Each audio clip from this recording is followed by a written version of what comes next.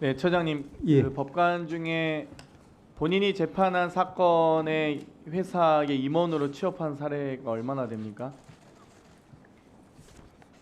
본인이 재판한 본인이 재판한 사건과 관계되는 예. 회사의 임원으로 취업한 사례 혹시 따로 뭐 통계를 관리하거나 통계를 관리해 보지는 않고 뭐 적절치 않은 것 같습니다. 사건 수임도 좀 적절치 않죠? 그렇습니다. 고액의 사건 수임. 예. 사실 쌍방울 사건의 이 수사팀장이었던 검사가 쌍방울의 사회이사로 취업을 했길래 제가 한번 질문 드려봤습니다. 법정 구속된 피고인이 보석 신청 시에 제출한 의견서에 보석 조건과 결정문에 반영이 되겠죠? 여러 가지 피고인이 자기가 보석 신청하면서 의견서를 제출하지 그렇습니다. 않겠습니까? 김성태 쌍방울 회장이 올해 1월 23일 보석 석방되면서 앞으로 불구속 상태에서 사건 관계인을 만나지 않겠습니다 라고 의견서를 제출했습니다. 그리고 나서 어땠습니까? 6월 22일에 옥상 파티를 이렇게 엽니다. 이 사진을 보면요, 이 쌍방울 옥상 파티에 김성태 전 회장과 횡령 혐의로 구속됐던 양선길 현 회장이 있고요. 쌍방울 계열사 나노스 이사, 그 주가 조작 혐의가 있는 나노스 이사를 맡았던 김영기 전 통일부 차관, 또 대북 송금 사건 주요 증거로 채택된 회의록 작성자인 김태균 씨도 보입니다. 여기에 뭐 주요 변호사들도 있고요, 검사 출신 고위 변호사들도 있는데 이런 분들과 사건 관계인이잖아요. 아주 밀접하게 해당 검사와도 만나는 것 같고요. 그래서 이런 부분은 보석 취소가 돼야 되는 거 아닌가요? 그냥 대놓고 만나서 이미 언론 보도를 통해 사건이 다 나왔는데, 그리고 이번 1심 판결에 이 신진우 판사가 했던 사실상 주요 판결문이 국정원 문건보다 김성태 전원 따르고 검찰 수사보고서보다 박영철 부회장 전원 따르고 또 쌍방울 내부 문건보다 혹은 단톡방 내용 분명히 있는데 다른 분들 진술을 따라서 판결을 해서 뭐 구체적 판결에 대해서 이야기하시긴 어렵겠지만 보석 취소는 당연한 사유 아니겠습니까?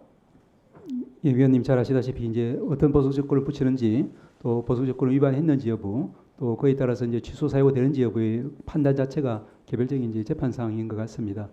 그렇기 때문에 만약 그런 일이 실제로 있었다고 하면은 재판부에서 적절하게 판단할 것이라고 저는 믿습니다. 그러니까 신진우 판사가 어떻게 판단할지 모르겠지만 보석을 허가해 주면서 이렇게 하면은 봐주기 아니냐, 또 너무 편향된 판결한 거 아니냐라는 의혹과 비판이 있을 겁니다. 당연히 그러니까 판결에 대해서는 어떤 증거를 채택하는지는 뭐 판사 소신이 있을 거라고 생각합니다만 최소한 이렇게 명백하게 이 보석 신청을 해지할 수 있는 사유가 분명하게 드러났다면 저는 해당 판사도 어찌됐건 좀 경각심을 가지셨으면 좋겠고요.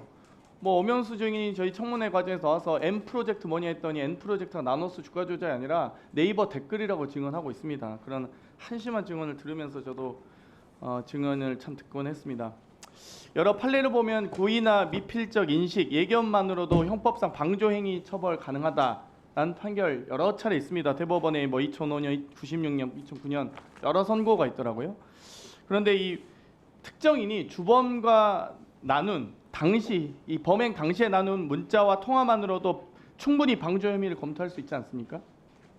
뭐 위원님 너무 잘 아시겠지만 그런 부분들을 갖다가 맥락에 따라서 여러 가지 증거를 종합해서 판단할 것 같습니다. 뭐 주범에 대한 수사가 시작되자 특정인이 수사와 관련해 비정상적으로 그 주범과 연락을 많이 주고받는다. 이건 정황 증거 중에 하나겠죠.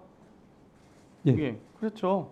이 주범들의 진술이 일관되게 특정인과 연락했다는 진술이 있다면 그것도 정황 증거 중에 하나겠죠. 예, 정황 증거에 특별하게 제한 없는 것 그렇죠. 같습니다. 뭐 많은 판결이 이미 판시하고 있는 것 같습니다. 주범의 편지에서 특정인이 범죄 혐의에서 벗어날 것을 우려하면서 수사의 대응을 바꾸자, 수사 대응 전략까지 세우는 이런 부분도 정황 증거 중에 하나 아니겠습니까?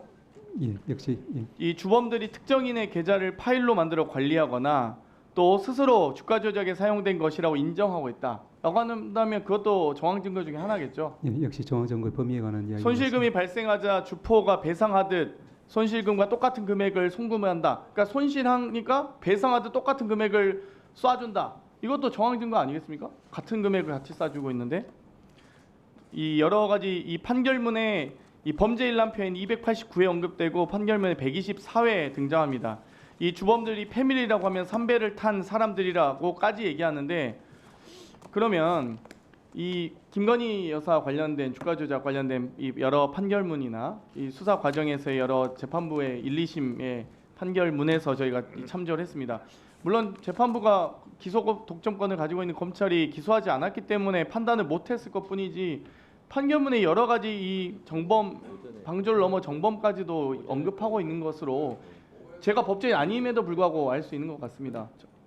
방조범 또는 정범이라고 판결문에 나와 있는데 여기에 대해서 이 법원이 할 수 있는 최대 이 검찰이 기소 독점권을 악용한 사례에 대해서 법원의 역할은 무엇이 있을 수 있겠습니까?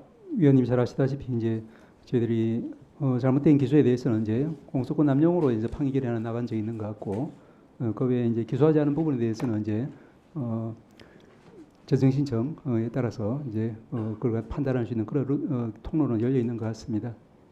네, 재정 신청이 잘 안 돼서 좀 말씀드렸고요.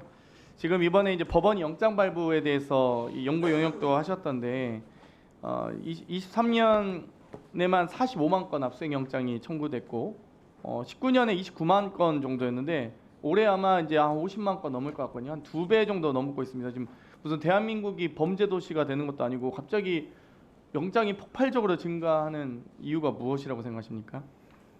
예, 그 부분에 대해서는 저희들이 뭐 그 영장을 청구한 동기나 또 경위가 어떠한지에 대해서는 말씀드릴 수 있는 위치에 있지는 않는 것 같고요. 다만 아까 말씀드린 것처럼 저희들이 이제 그 보이스피싱이라든지 이렇게 금융계좌 추적 영장 외에 다른 일반적인 전자정보 압수수색 영장에 대해서는 굉장히 좀 통제를 하고 있는 것으로 지금 파악이 되고 있고 앞으로 더욱더 그 부분에 대해서는 저희들이 유념해서 하도록 하겠습니다. 대법원장께서 연구 용역도 하셨잖아요. 강제수사 절차에 대한 기본권 보장 방안에 대해서. 그러면 임의적 그렇습니다. 사전되면 심리제도 도입해야 된다 이런 논의도 있는 것 같습니다. 그리고 여러 영미법계 국가에서도 이 사전 심의제도를 많이 하고 있지 않습니까? 예. 그런데 뭐 검찰이 수사하는 과정에서 그게 만약 외부로 이 정보가 노출된다 이런 우려가 있는데 그럼 법관들이 그러면 법원에서 영장 청구에 대한 정보가 유출된다는 것인지 이 부분은 어떻게 생각하십니까?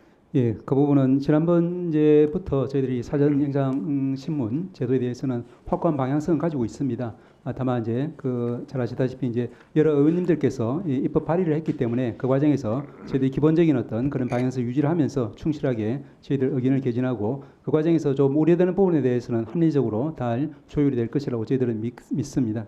지금 중앙지법 영장전담 판사는 한 3-4명 정도밖에 안 되지 않습니까?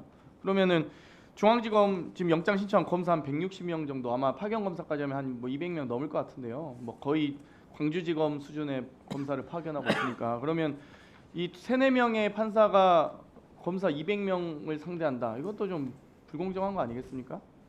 여러 가지 모두가 영장을 청구하지는 않겠지만요. 예, 여러 가지로 저희들이 이제 그 과정 업무 속에서 법관 정원이 필요한 그런 상황을 대변하는 예정인 것 같습니다. 형사소송 규칙 개정 등도 좀 한번 검토해 주셨으면 좋겠습니다. 예, 그렇게 하겠습니다. 네, 이상입니다. 네, 수고하셨습니다.